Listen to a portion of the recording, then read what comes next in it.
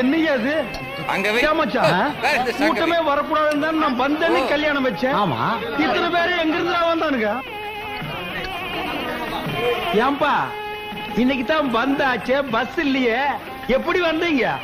அது தெரிஞ்சுதாங்க முந்தா நாளே வந்து சத்திரத்துல படுத்துடுங்க. பிளானு விவரமான ஆளுடா. வேலை சட்டக்காரரு பாத்தியா, பந்தயத்துக்கு சாப்பிடுற மாதிரியே சாப்பிடுறான். டேய் தண்ணி கிண்ணி கூட செத்துக்கிட்டு தொலை போற. தண்ணி விட்டா சாப்பாடு கொள்ளாதுங்களே. சாப்பாடு கொள்ளாதா? பாத்தியா தட்டியே இறக்குறான். டேய் கண்ணா, சாப்பிடும் போது அங்கங்கெல்லாம் பாக்கணும்டா.